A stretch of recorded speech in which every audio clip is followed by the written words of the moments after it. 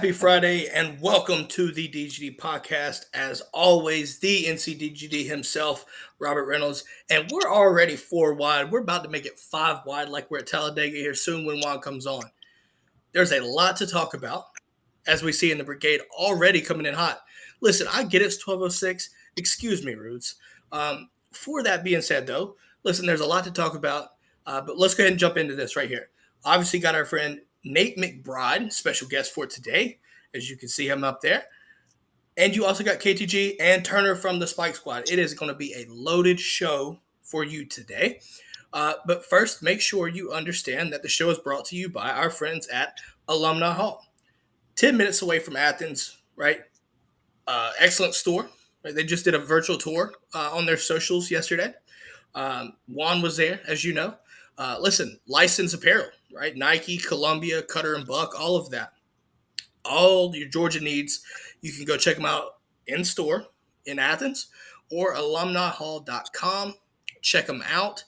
And as you see this shirt, how about them dogs? You get that at Alumni Hall as well. Let's go ahead and jump in. And Turner, I'm gonna let you take this over here. We are 29 days away, guys, from college football, and specifically Georgia football for that matter. That's all that matters here on the DGD podcast. Turner, there's something going on in 29 days. What are we? I feel like something's going on. Can you tell us more about that, sir? Whack out the bends. We're trying to get that. I mean, it's pretty much going to be a home game for us, so we're really trying to get that full stadium to wearing black. As you can see, we got three of us wearing black today, just trying to get Robert on board, trying to get him to wear black too. You calling me out? Is this what this is? Is that what this is? I mean, we got black hat, black shirt, black shirt. You're the one not wearing black. I wore black just for you, bro. I wear black. I feel this. I feel on my own show, I feel like I'm getting singled out here already. And it's not from the brigade, it's from Turner here. Anyways, how about this? I'll make it up by this. Monday, you'll catch me in black. How about that? You'll catch me in black Monday. Listen, when you get a shirt like this from Alumni Hall, man, I'm telling you, you got to rock the shit. I'm just saying, how about them dogs? I say it a lot. I feel like everybody else says it a lot. Just got to do it. Just got to do it. Doing a quick roll call. Rudes in the chat. Tanil in the chat. Boy, it's going to be a good day. We're here to talk about defense, right? And we're going to talk with Nate as well. But first, I have got to get some shit off my chest, folks. It's here. It's here. And it's the Reynolds rant. Okay, so if you're listening to this, now is your chance to turn this down because I can't foresay there's going to be some choice words being said. But this is a two-parter today. First off, Nick Saban went out, I want to say it was 2 days ago, and said that their 21 season last year was a rebuilding year. Do you want to know how much bullshit that is? That is complete bullshit. It's complete bullshit. Listen, when you have, and I'm gonna pull this up right here. This was last year's talent combined. They were first in the country with talent, yet it's a rebuilding season. Nick Saban, you're just saying this because you fucking lost in the national title game. You lost. You've done this before in years past. Every time Nick Saban loses, there's an excuse. And Alabama says there's no excuses. That is bullshit, folks. Bullshit. Go back. Every time Saban's lost, there's been something that's been said. Is Georgia making excuses? Hey, I've heard some people say it, but you ain't gonna hear that shit from me because I tell you how it is. Stop with the excuses, man. Your ass just got beat in the national title game. Leave it at be. Leave it be. Okay? Leave it at be. Second part here, guys.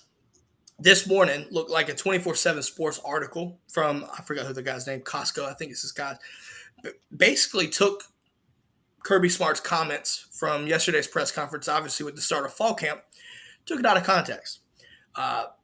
Listen, complete clickbait, basically just saying the last thing I'm worried about is Dan Lanning. That's what Kirby Smart said, this and that, and just ran with it. Right? Just completely ran with it. Stop finding clickbait, man. It's just stupid. right?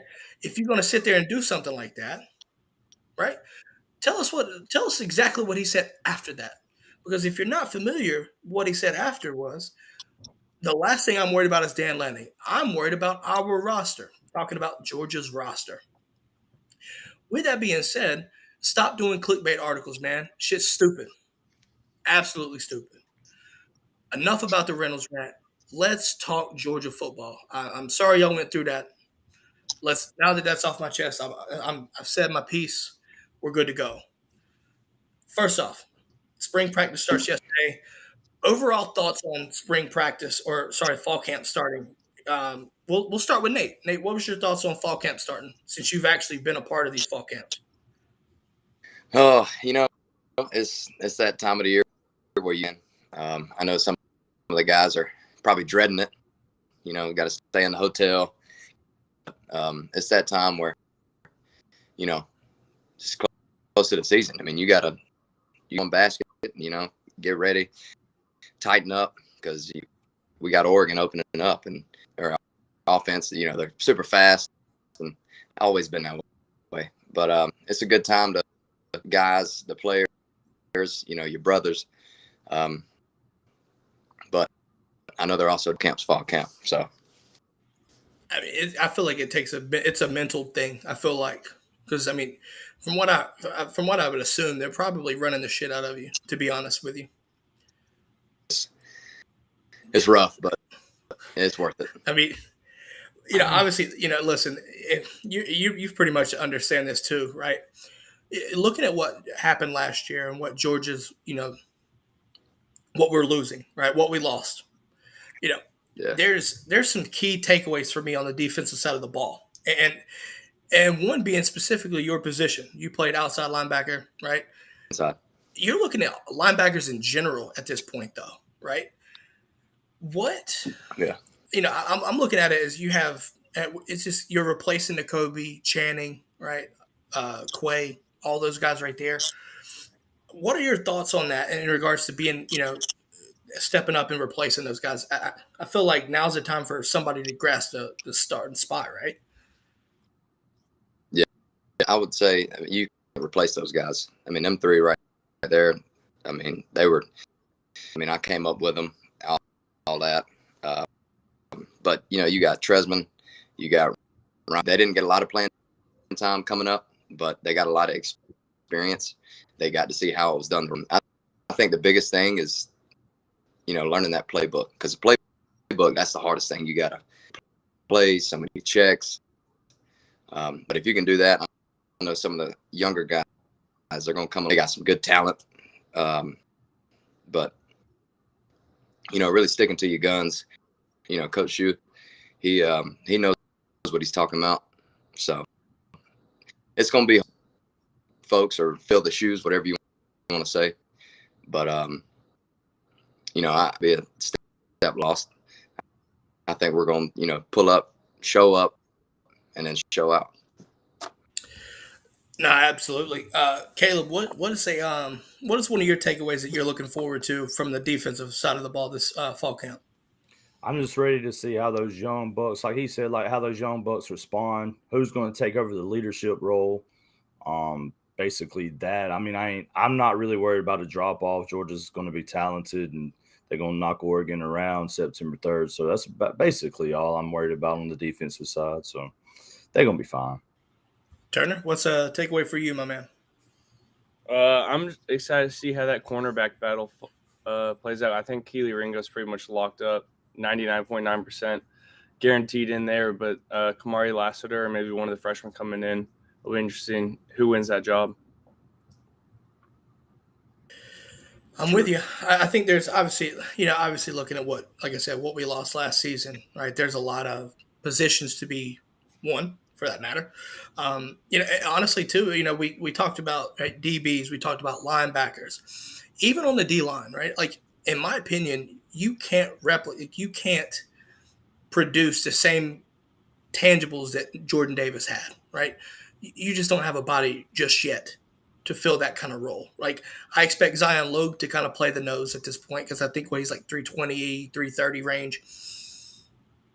but it's still not Jordan Davis. And listen, that's understandable, right? But when you look at the guys like Tyron Ingram Dawkins and Zion Lowe, Warren Brinson, right? And you pair it with the freshmen, which I cannot wait to see. Michael Christian Miller, MJJ on the outside. This defense, you like I said, like Nate said, understand the playbook, grasp it. At that point, you sit there, you're going to rotate in, right? You saw a lot of it this past season. I'm sure you're going to see a lot of it this season. A lot of rotation, guys getting starter quality minutes and reps in game. And the schedule is that way too. There's really nothing to necessarily be worried about, at least right now, for me. We do have our first question for Nate. Rudes asks, how much does he have to pay to be tackled by a Georgia linebacker to be that tackling dummy? You And he also said he'll. You hear that? I'll do it for free. This is a generous man right there. There you go. I don't want to hurt you though. Hey, sign a waiver, right? We'll type up the waiver documentation, and there you go. That's on you. Here you go. Yeah. So Michael Dudley brings up obviously the rant. Kirby's not worried about landing. We're all good week one. I mean, that's the talk of the time right now. Listen, out of context, man, it never fails. Never fails. As you go, there's confirmation there, Nate. It's been signed. So from the defensive side of the ball, there you go. So on the defensive side of the ball, obviously, we're playing Oregon week one, and we lose our DC to Oregon as their head coach. Coming from your experience playing under Coach Schumann, Coach Lanning as well, right? What do you think Oregon? What do you think Georgia should expect Oregon to be? I feel like defensively, right? He's a great defensive mind. What is Oregon getting exactly out of from a player's perspective with Coach Lanning? It's going to be high intensity. Coach Lanning, he was always going to expect the best out of you. It's going to be hard nosed. I think Turner just left. Hard nosed, that's for sure. I know Oregon's defense, they got a couple ballers.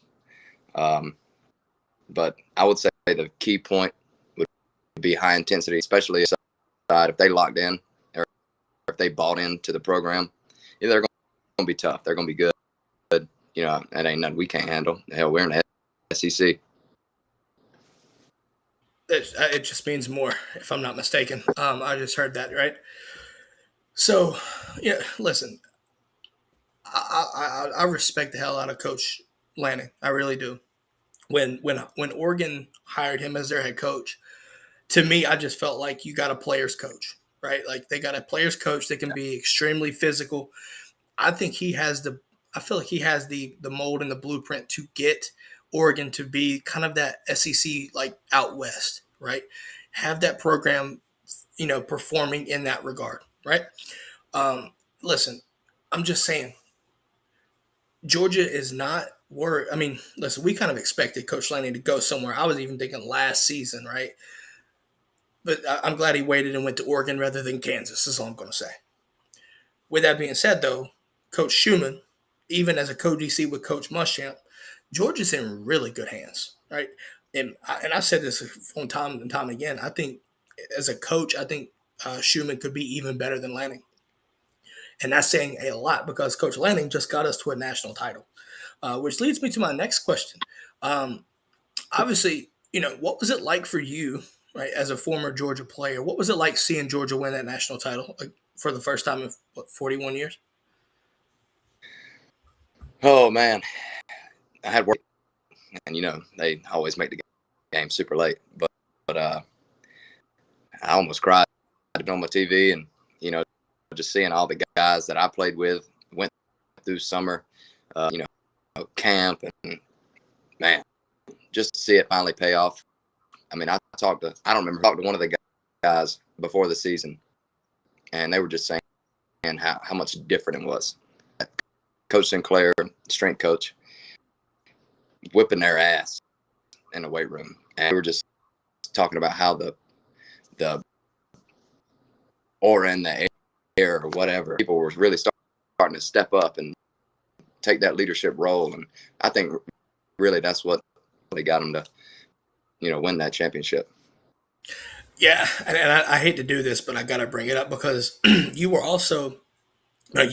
personally on the 2017 team that made it to the national title game, right? Obviously, we talked about offline the Rose Bowl, right? Yeah. What? So, in my question, well, I guess I'll read this question from Ruth first. What makes linebacker play at Georgia different from linebacker at other schools, in your opinion? And then I'm gonna get to my question. I'd say the standard that we're held at. Kirby came from Bama, a dynasty. I hate using that word. I hate Bama, but to the highest standard possible.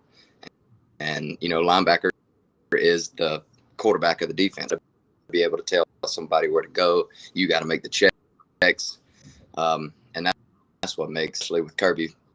It makes the linebacker spot so special, and it takes a dog, and that's probably the biggest takeaway that I saw.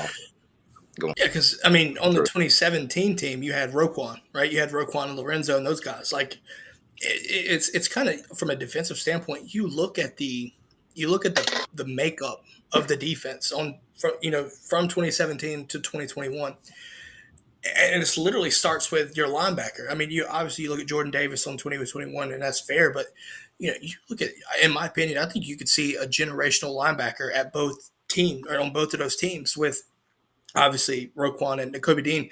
Listen, Nakobe Dean got knocked for being small, but I'm telling you right now, IQ is everything, and the dude was one of the smartest linebackers I've seen.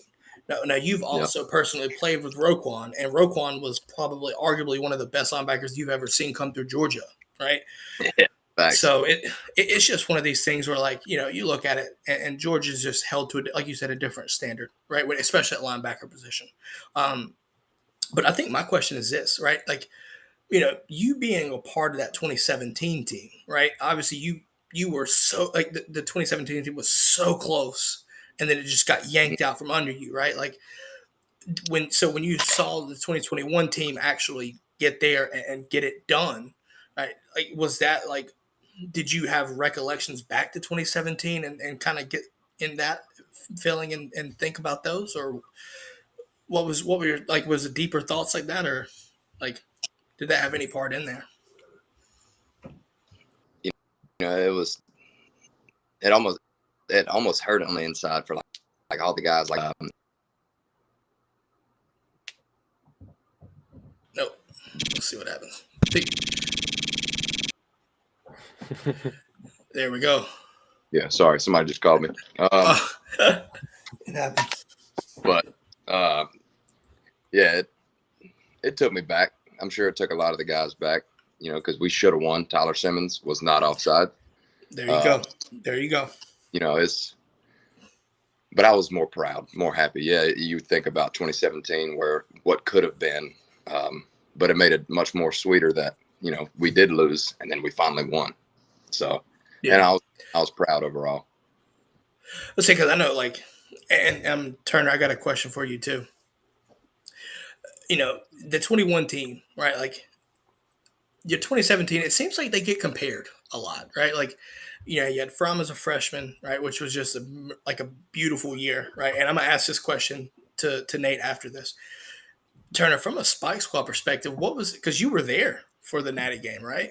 Yeah.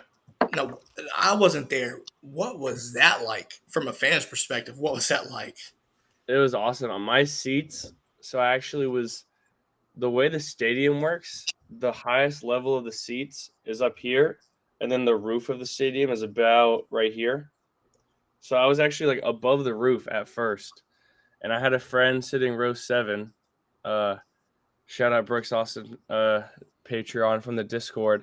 I texted, I was like, look, I can't see the other side of the field. Anyone have seats that are empty near them? So he texted me, so row 8, right next to the Alabama student section, the end zone that Zamir White scored that first touchdown on was my point of view. And that was amazing. From seeing Alabama fans go crazy when the fake fumble happened, to like Alabama fans just being completely silent once we got that pick six. It was awesome. And like I keep going back and watching those reaction videos from inside the stadium when that pick six happened, but it's experiencing it in real time was unbelievable. No doubt. See, my thing is like, if I was a fan, I wish I could have been there in the Rose Bowl to watch Michelle run that touchdown to send us to Atlanta, though. Like, yeah, I was at that one too, and that one was amazing. They were both. I would say those are probably National Championship 1, Rose Bowl 2 for definitely top games that I've been to. Yeah, see, I feel like that. Like, how can I explain this? Now you look at two plays from those same years that we're talking about, right? Being iconic plays in Georgia history, right? The Rose Bowl touchdown, and then right the pick six, Ringo's pick six. Like, there's no question about it. Like, listen, those plays are going to go down. But Nate, you grew up in South Georgia. Could you imagine Larry Munson calling those plays? Oh man, you can't replace Larry Munson, that's for sure. But I mean, you can have a guess at it, or you can think about it, or imagine it. But with him, if he was really there, I mean, come on, ain't nothing better. I was about to say that give you some damn goosebumps. I know.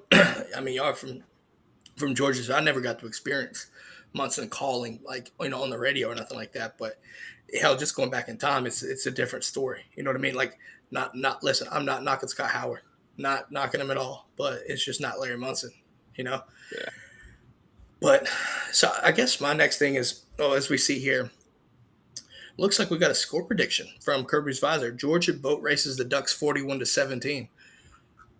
I'm not going to do my score prediction because that's for a different show. Do you think that's a possible score, Nate? That was my exact guess the other day on my show. Literally 41-17. Me and him think alike. I like this guy. Well, there you go. Turner, what do you think? Is that a reasonable score? 41-17? I'm going 41-13. We're not giving up 2 touchdowns, but we'll give up 2 field goals. Savage. I'll tell you a little insider that we have in our meetings, or that we had in our meetings, our defensive meetings. One of the goals we were supposed to hit every game is 13 points or less. So I'm going anywhere between 13 or less because, we always get our goals. Listen, like I said, I think Landing is going to do well at Oregon. But listen, September 3rd, man, you ain't my friend. Like, it's not personal. It's all business. It's just don't take this ass whipping personally. Like, Georgia's got to come out and set a tone for the a statement to start the season. It's got to be what it is. Taking the last season right against Clemson. Listen, Oregon lost.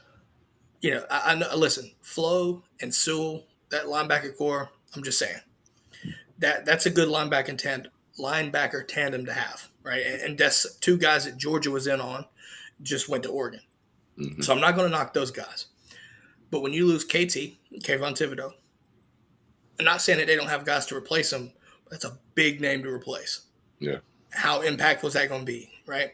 But the thing, I think when it comes to this game, like, I could see that being a reasonable score, 41-17, even 41-13, like Turner said. The reason why I say that is because, listen, this is a defensive show, but do not, and people are making the sorry mistake. It's a sad mistake, sleeping on the offense, which we'll talk. We're going to do this because Nate's played with him. Which leads me to Stetson Bennett.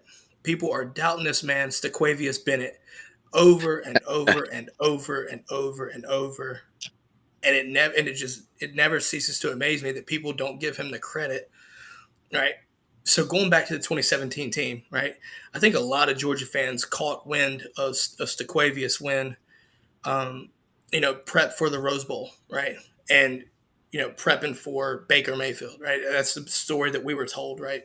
He was the scout team quarterback that played Baker, and were the stories true that like he played him so well that really did help for prepping for Oklahoma? Oh yeah, for sure. I mean, Stetson's a dog. You can't deny it. But I'll tell you another little secret. I don't know if it was that game or those practices, but Stetson made Roquan fall to his knees, basically shook him so bad. I mean, that's when everybody knew Stetson was the real deal. And, the people that doubt him, they're going to doubt him just because, he might be smaller or whatever. But I've never seen a quarterback poised, whether the game's going good or going bad. Stetson's a different animal. I mean, that's my boy. I mean, I met him, I think, 7th grade. But, he's going to get it done. He always does. Go. Love to fucking hear that. Love to hear that.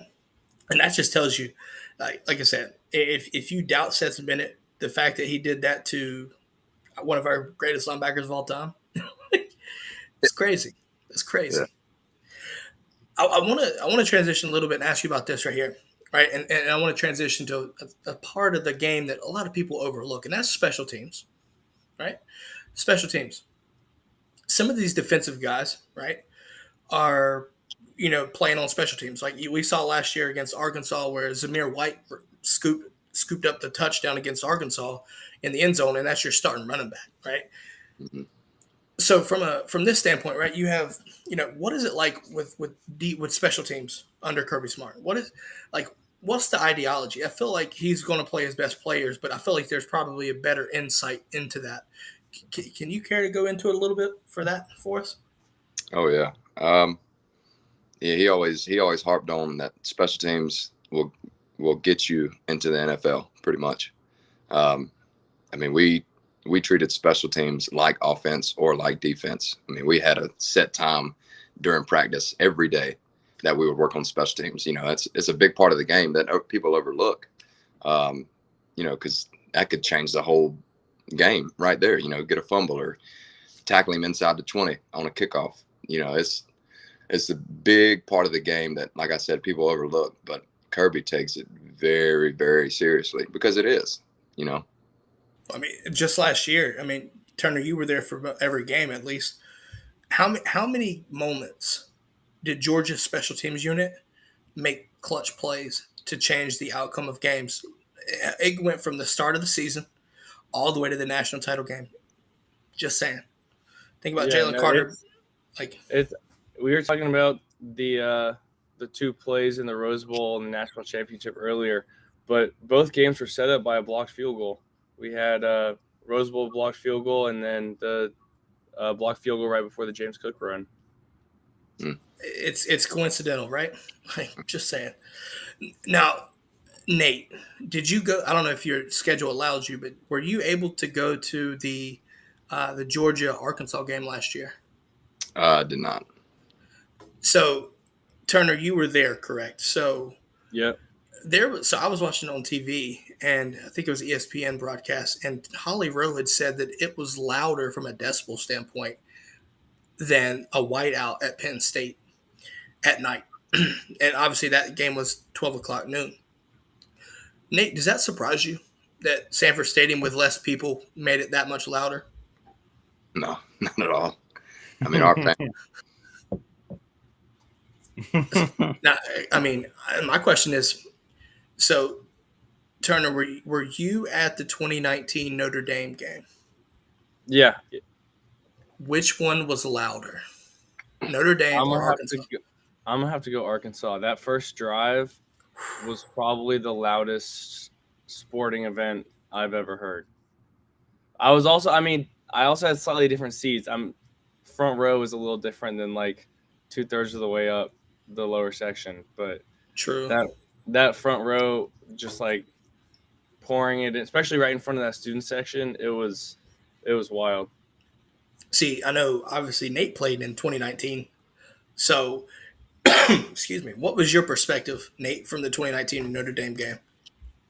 Well, like we talked about before the show, that was the first time they introduced the lights, the red lights, and turned everything off, and all the regular lights, they turned them off. I mean, we saw that for the first time. We were like, holy shit. That's what we said pretty much. It was wild, and it's Notre Dame. So. Yeah, no, because, in 2017, a lot of people don't understand this, but Georgia travels extremely well.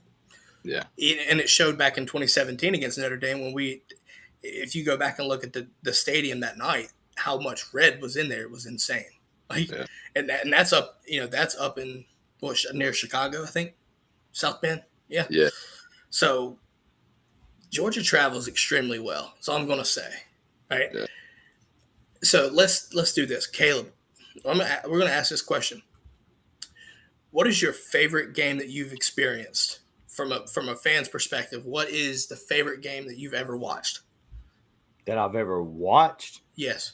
All right, obviously the national championship, but if I had to pick just one, it would have probably been the '07 blackout, dude. That game was phenomenal. I was just a jit. I was in high school, so it was crazy, man. I remember. I mean, I don't live far from Auburn either. Like Auburn's closer to me than Athens is, so there's a lot of Auburn fans in my area. So getting to go back to school wearing the shirt that said "all blacked out," talking trash to all my Auburn fans and teachers. I had a teacher that was a big Auburn fan. I got kicked out of class that day, so that was one of my favorite ones. '07 blackout. I didn't care, man. I was ruthless, just like I am now. I got kicked out of class every day that we beat Auburn or Florida. It didn't matter. So yeah, that probably '07 blackout. Turner, what about you, man? Outside of the national championship, It's tough. The Rose Bowl's definitely up there, but that Arkansas game, especially like from a student and Spice Squad perspective, was crazy. So I'm gonna have to go either Rose Bowl or Arkansas. see, my thing was obviously it meant more from the Rose Bowl perspective, but that Arkansas game was a statement last year because I felt like that game should have been a night game because that was Arkansas being a top 10 team. It made no sense to play them at noon. It was like a slap in the face. You know what I mean? And if I'm not mistaken, that's when Kirby told the fans to come out and make it loud. Mm-hmm. And and that was a statement from the fans too that, hey, listen, that's what's going to happen. Nate, what is the favorite game you've ever watched or played in? Oh, I'd probably have to say Notre Dame 2019 or probably the Rose Bowl because come back like that, you can't beat that. Everybody was so hyped. Yeah, no, I remember going to a Braves game the same night as that 2019 game. Still pissed off with it myself, but it is what it is. That's in the past. Yeah, no, we're not going to talk about that anymore. I don't want to cry on stream. With that being said, though, so Nate, I want to bring this up, and we talked about this offline. There's something you're doing now in life that people might pay attention to, but if not, it's pretty interesting, right? And when I want to bring it up, you're working with a NASCAR crew, pit crew. Tell us more about that because I feel like that's extremely interesting, and I would love to get some insight on that. Can you tell us more about that? Yeah. So I never watched NASCAR growing up. And not to knock it, I always thought it was just redneck, turn left the whole time. You're not wrong. You're not wrong. But there's so much more that goes into it. I mean, it's ridiculous. I got the tryout, it was fun, all that. I was like, yeah, you know what? I think I could do this. Made the team, whatever. I work at Joe Gibbs now, Joe Gibbs Racing. But, that first time going to the track, and actually I was on Denny Hamlin's car when he won the Coca-Cola 600 in Charlotte. It's wild, them cars. They look like they're going slow on TV, but, they're going 190 miles an hour, 200, whatever. And it's so loud. And, that adrenaline's running. You got the car coming at you 50 miles an hour down pit road. You got to jump out in front of it. It's a different experience. I'm blessed that I get to do it. It keeps me athletic, keeps me competitive. I mean, I'll be honest with you, it's the easiest job that you would ever have. We go to work at 7 a.m., get to leave at 11:30. Workout, practice. That's my job. And the people around me, like we were talking about, nothing but athletes. That's what most people don't know is, pit road, pit crews, whatever. It's super competitive now. You want to get that advantage over the other teams, the other cars. You get out on pit road first. That's just gaining you spots. And, there's a dude that I work with now. He played at South Carolina. Boo. We don't like that, but it's fine. Still give people shit for rooting on the fighting chicken. No, yeah, he swears just because they got Spencer Rattler that they're gonna beat us this year, and they say it every year they're gonna beat us. Ain't no way. He ain't ever played in the SEC. He barely played in the Big 12. Exactly. Yeah, Don't even get me started on South Carolina fans. Jeez Louise, dude. Oh, I got one that stays in my chat all the time. And all I hear is Spencer Rattler. I want to kick his teeth in. I'm not going to, but I want to. Might as well. Yeah, I might. I mean, I'm from South Georgia too. You know, we got that mean streak. We're a different breed over here in South Georgia now. I got that mean streak in me too. I might. They don't know. I go by and give me some Vidalia onions, and I'm ready. Hey, there you go. Sweet everything. So we got a question here before we get back on that. Nate, Kason Harvey asks, does Georgia have the depth to repeat? We always have the depth to repeat. It's about who comes along and takes over that leadership role. I mean, that's really what it comes down to, who takes over pretty much. But, I mean, when I was there, I mean, some of the guys that never played, even the walk-ons, I mean, just crazy talented. So, you know, we always got the talent. We always got the depth. You know, it's just how we play our cards. Give a shout out to Kason. He's a Florida fan. He's a Gator. He's in disguise. Y'all watch out for him. He's a Gator. He's one of my supporters. So, man, shout outs to him. He's a Gator, though. He's trying to steal everything he can. Yeah, well, you know what? We're always going to beat Florida, so I ain't no worried about it. KT, I need to bring Nate on for the the cocktail party preview. For sure. I'll tell you right now, that's the best episode we've ever done. For sure. So we also have another question here. Michael asks, from what we heard out of the offensive line depth chart yesterday, do we think that sticks? And what he's also talking about is particularly Devin Willock starting over Erickson at the left guard spot. Yeah, I'll take this and I'll let anybody else want it. I think he could. I think Devin Willock's a guy that, I just think he's a great fit at guard, right? I think he can be that left guard, right? You're never going to really catch me bashing too much of a player, but when you saw last year, when Erickson was on the field, there was some vulnerability there that was exposed. And I feel like, Kirby and Coach Searles and whatnot, they know, right? Todd Monken understands what you need at your guard position. So, in my opinion, I think it does stick. Obviously on day one, Nate, the depth chart is going to be wild and things are going to change, right? I would assume so anyway. Maybe you could answer this question. What do you think it sticks, perhaps, or do you think that changes? Well, it's too early to tell. Fall camp is really where it comes down to see who gets that starting job, and it could change anytime during the season. I know Warren Erickson. He practices hard. He's a great guy. He has the experience. I don't know too much about Willock, but if he's starting over Warren, he must be doing something good. And, it doesn't matter if you're a freshman, if you're a senior, whatever. If you got the talent to play and if you got that fight in you, you're going to play. That's how Kirby looks at it. I think that's something that, we had, like Caleb had talked about the Florida fan in here. And I think the interesting thing is, all right, you look at what the flaw for Dan Mullen was last year. It was starting, right, being stubborn about things like that, right? Like you look at Emory Jones starting, but Anthony Richardson probably should have been the starter last year.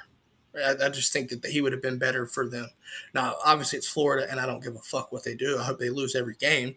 But at the same time, it wasn't the smartest thing, and you're like, it's like you're going off of seniority, and that shouldn't be the case. If you want to win, you got to do what it takes. That means if a freshman's doing better than a senior, sorry, we're here to win, not here to care about your feelings as much, But let's go ahead. There's a couple more questions, but I want to hold off. I want to let you get back on your NASCAR story. I want you to tell some more folks, tell some other stories, things like that. In regards to that, because like I said, I do think it's very insightful. So if I ask a question, see what you think here. in your time doing that, what's your favorite track to go to? Well, I hadn't been to all of them, but let's see. We just went to Indy last week. It was a road course, so it wasn't, the Indy 500, but that was pretty cool. Haven't been to Daytona yet. Haven't been to Talladega, which, everybody loves those. We're going to Michigan this week. And people might not know if you're not a NASCAR fan, but Michigan is just about even with, Talladega, Daytona, whatever. And it's, it's a 2-mile track. So it's super speedway. But I heard, which I don't know yet, I'm going to see it Sunday, but I heard that the fans there, you talking about some rednecks, you talking about some get down, get dirty with it. That's what I heard. There's some crazy people up there. So that'll be fun.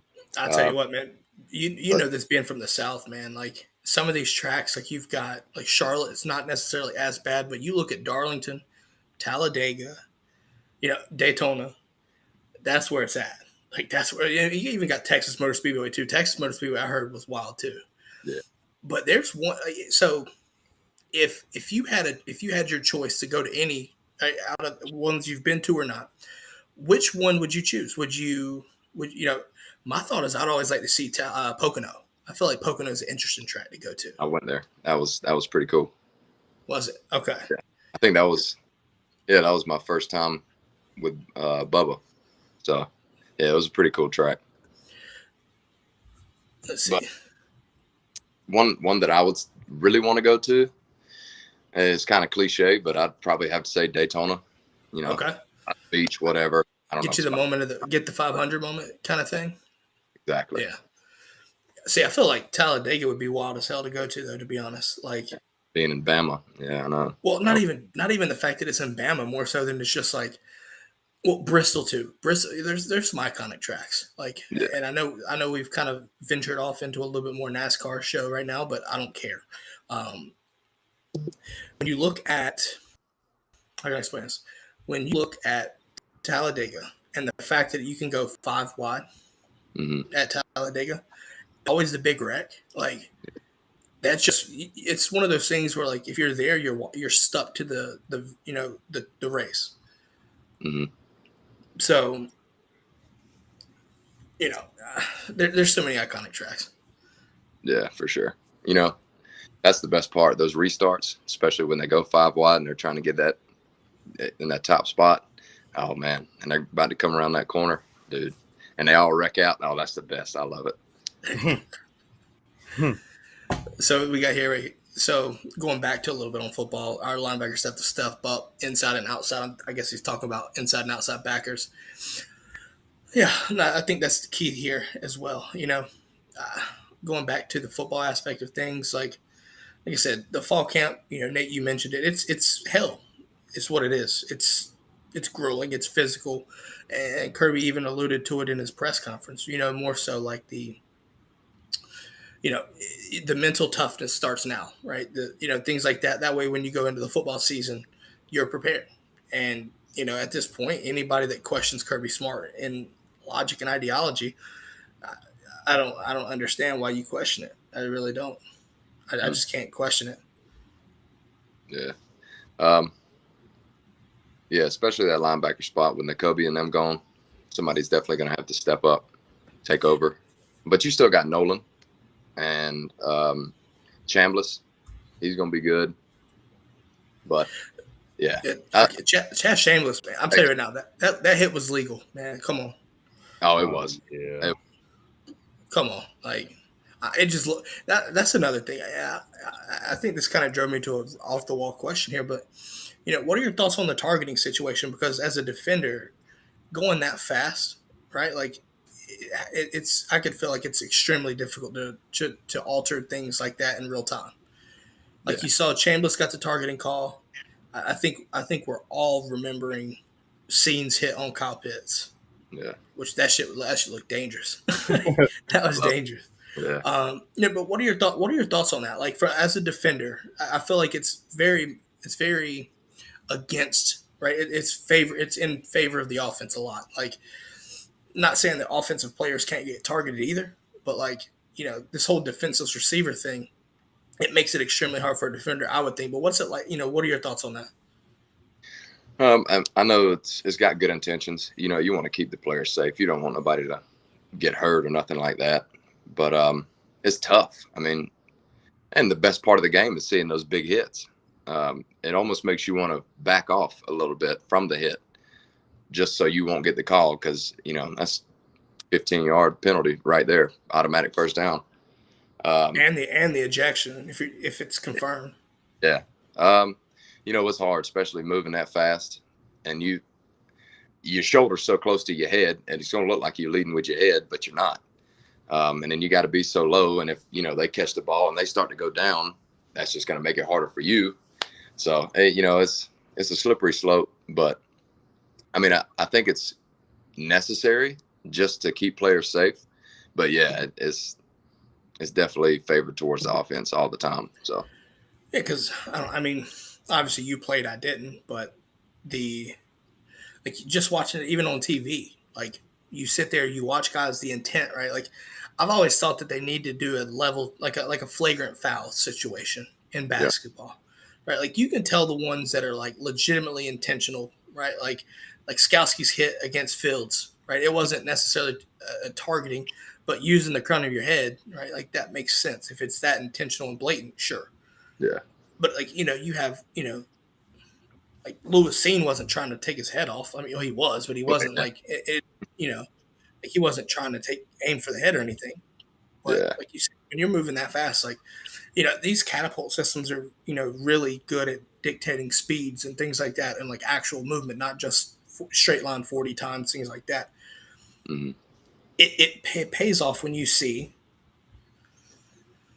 how fast these guys are moving, and then you contemplate making a slight adjustment and how hard that is. Like when you try to think about it, it really comes into perspective, if that Yeah, makes sense. yeah, Um, our friend Laffy Taffy here asked a question. Um, does Nate have a favorite tackle or hit on a player? yeah. Sophomore year against Florida, coming down on kickoff. Now he hit my ass too, but it was more like a stalemate. But that was fun. Do you know? Do you remember the name? I have to see if I can find it. Yeah, You said Florida 18, right? uh, yeah. I think it was 18. I'll have to go back and watch that game. I remember that hit. Yeah, Honestly, because that was a crazy game. I'd actually just blew my knee out, so I was in the hospital watching that game. I remember that hit, or either I was on drugs because I was in pain. But that was a crazy game, dude. yeah, yeah. That was fun, and everybody thought I had got my bell rung or like I was half knocked out or whatever, but it didn't even hurt. I mean, I don't know. It was fun. Apparently, you read his mind. By the way, that was the one that he was thinking of, Yeah. Laffy Taffy here. Oh yeah. So that was interesting. You know, what about this? Well, let's see, we know your favorite game. What was your favorite moment in your playing career? Like from your time playing, what was your favorite moment if you had to choose one? Mm, it's not in a game, but Okay. the week of the Rose Bowl when we went out there and we got to see all that, different stuff. We got to go out, went to Venice Beach, and got to chill with the boys. All the gifts we got, man, that was the best part about bowl games. You getting the gifts. Which I guess that kind of stems from a question with these opt outs. What are your thoughts on the opt outs? Like, if you've been to a huge bowl game like that, like, I guess some of them focus on the draft stock, things like that, but like, I don't know. I just don't feel like they should be, but at the same time, it's their decision. You know, Yeah, what are your thoughts on that? Like, I just don't necessarily. I get it, but I don't at the same time agree with it. Just because, like, it's a good experience. I would think. yeah. I mean, I feel the same way. I get it. I don't necessarily agree with it. If the game doesn't really matter, if we ain't trying to, or if we're not going to be able to go to the playoffs, whatever, go to national championship, I understand you want to save your body, but it's one more game. I mean, literally one more game with your boys. You ain't never going to play with them again. I don't know. Yeah, I got mixed feelings about it, just like you. I mean, I don't know. I don't know how I feel about it. It's difficult to really put words in. I would think anyway. Caleb, y'all got anything to say on the opt out situation? I feel the same way y'all do, really. Because I guess to me, I guess to me, like you see these opt outs. If you're not in the playoffs right now, right? Like in the current playoff situation, a lot of guys opt out if they're not in the final, in the four team playoff. The expansion to, you hear 8, 12, all those things like that. Like, why do I feel like at some point people are still going to opt out of those games at some point, especially with NIL being a factor now? Like, is that crazy to believe, or what are y'all's thoughts on that? I think with the NIL, they'd be more willing to play because they've already made their money. I don't see anybody sitting out of a national championship game or a playoff situation, because if they do, they're going to be shit on for the rest of their lives. Like, I'm gonna be the first one to do it too. I mean, like, that's just crazy, man. I think you're wrong on that one, Rob. I'm gonna be honest. No, I mean, if I'm wrong, I'm wrong. So yeah, I know. I ain't pointing at you like Turner did. I ain't calling you out. I just I still feel singled out and secluded here. So just I think if anything, NIL will help them stay in the game, because I mean the reason they're opting out is to save their future check that they're going to get. So if they're able to get a check for playing in that game, I think it'll definitely help. I just had my get off my lawn moment. Fair enough. So let's do this, Turner. We talked about this earlier. We've got more people in here now. There's something going on September 3rd. You want to re-inform these folks? Yes, sir. Black out the bends. Make sure you're wearing black. We talked about Robert earlier. He's wearing black headphones, so I guess we can give it to him there. But we're really hoping that UGA maybe wears some black jerseys. I don't know if any of y'all follow UGA Spice Squad on Twitter at UGA Spice Squad, but exactly 1 month before the game, August 3rd, at 3:30 p.m., UGA changed all of their logos from red to black. So we're hoping that's a little key. They might be doing it. One of the teasers earlier had Harry Dog wearing a black jersey. So we're hoping that they're in it too. I mean, I don't see why not. That'd be a perfect chance. Listen, Oregon is the uniform. Like, they're the Navy of the college football. Like, they have too many uniforms for their own good. Why not do something? Oh, speaking of, Nate, obviously, now I'm sure you've probably seen this, but those recruiting visit photos, the all whites, what do you think about that? Tough. Put that shit on a field. Put it on a field. Yeah, you got to. I mean, and I loved Oregon growing up just because of the, color schemes and all the different jerseys they had, and I know Georgia's more of a historical program. You want to keep everything basic and whatnot, which, I mean, I understand, but, that makes guys want to come when you have, these different colorways. You can mix and match and all that. That's what I always loved personally. But if they wore that white with the white helmet, man, that'd be tough right here. Now, what? So me and Turner's talked about this because we are technically the away team, if I'm not mistaken. I know we want to see black, but I think you could also see a white. I don't think it happens, but it'd be insane to see that, right? Like, that's not going to change our philosophy of trying to black out the bins. But at the same time, like, if Georgia came out wearing in an alternate uniform, I think people would lose their fucking minds. Like, as simple as that. People would lose their minds, and I wouldn't even be mad about it. Last question before we wrap things up for the day, guys. Kaysen asks, will moving to the SEC help Texas and Oklahoma or hurt them? We'll start with KT. We'll start with KT, then move to Turner, and then Nate. They better hurry. That's all I gotta say. They better improve in a hurry. Honestly, if it's gonna benefit one of them, in my opinion, it's gonna be Texas. Texas can spend money like SEC schools. Oklahoma, I don't know if they're as rich of a program as Texas. So if one of them benefits, it'll be Texas, but they're still fighting with A&M too. I ain't really worried about neither one of them. I mean, either way, it's dogs on top, baby. So we'll see, I guess. Facts. You know the deal. HBTFD, baby.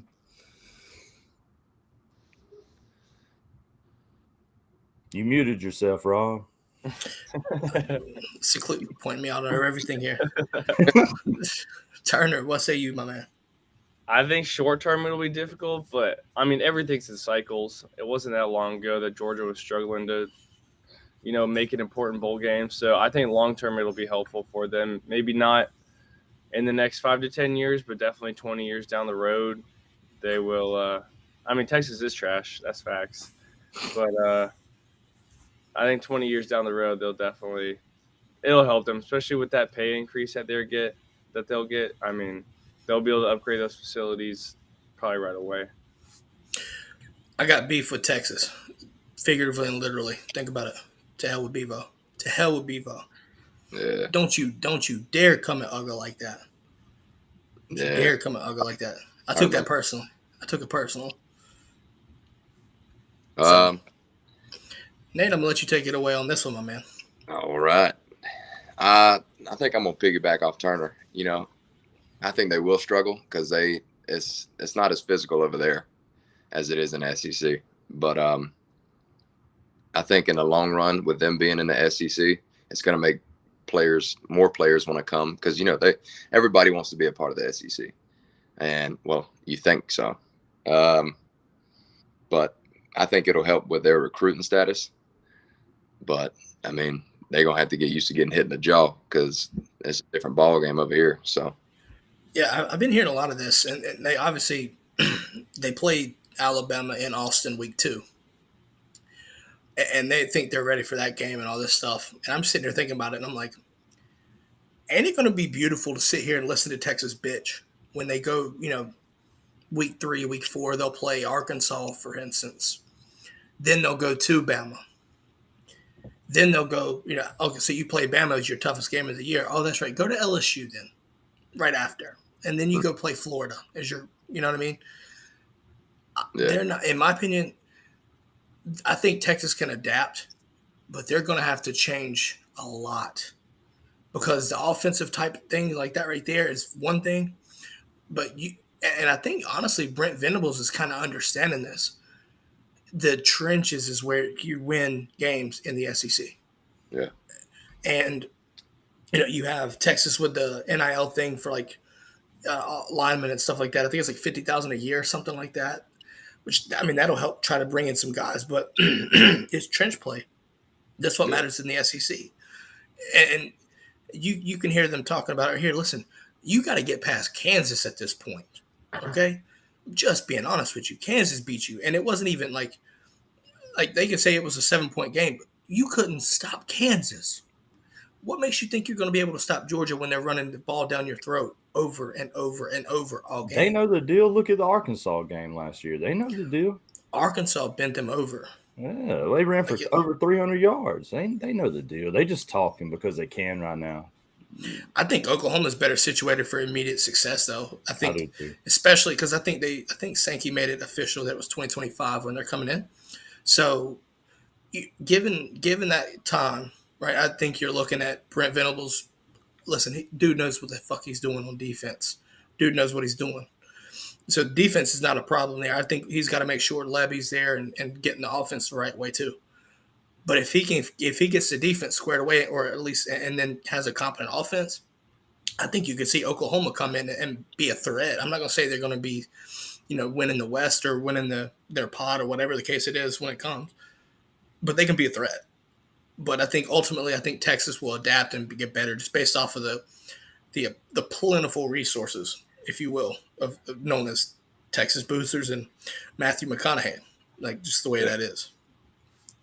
So, I mean, that's the way I look at it. I just think that, and Tanil says the SEC gauntlet's real. Nate, you played in it for 3-4 years. You know this. It's a real thing. It's a real thing. Every week you got to be at your best. There's no question. So, time will tell with the folks in Austin and Norman, right? I'll tell you one thing, though. It will make for some damn good games. And I would love to see us go to Austin and beat the dog shit out of them and then flip it back and then come and beat the dog shit out of them between the hedges. Like I said, when Bevo did that to Uga, I took it personal. Completely took it personal. All right, guys, we're going to wrap this thing up. KT, tell them where can they find you, my man? First off, I want to give a little quick shout out to my brother. It's his 28th birthday. He's in here lurking. He sent me a picture of himself watching it. So happy birthday to my boy Cam. But you can find me at Facebook Gaming /KTG13TV. We've been on a pretty meteoric rise here lately, man. Baseball has really done big for my channel, but y'all know what time it is. We're switching back to football here in the next 2 weeks. I'm gonna balance NCAA and Madden. Merch just dropped. It's crazy, man. It's going crazy down. Y'all go check me out. KTG13TV on Facebook. We got a few dog fans. Kiaris Jackson hangs out in there every once in a while. Jamari Sawyer. Y'all come check them out, man. Go Dogs and KTG, man. They don't know about Pokey, though. They call me Pokey, Big Pokey Bear. Yeah, they don't know about that. They ain't ready for that now. I don't think nobody saw that coming. Y'all don't know. They don't see me at the barbecue, man. It's different over there. When Pokey comes on at the barbecue, KTG's the apple juice goes up and KTG's dance move comes out. So, hey, when I see Turner on TV this year, I'm drinking apple juice to that too. I'm like, yes, sir, that's my boy. So you talk about a time. That's what you do right there, Turner. Where can they find you? Pretty much every social, Instagram, TikTok, Twitter, at UGA Spice Squad. If you are a student or if you know anyone else that's a student, we just released our information for applications. We got information session that we're holding. I don't know the date off the top of my head, but check that out if you want to be a part of it. There you go. Apparently, KTG Crip walking down the block. I can see that. Always. Nate, where can they find you, my man? And obviously, listen, watch on the TV, see if you find them. Yeah, you can find me on Pit Road at every racetrack.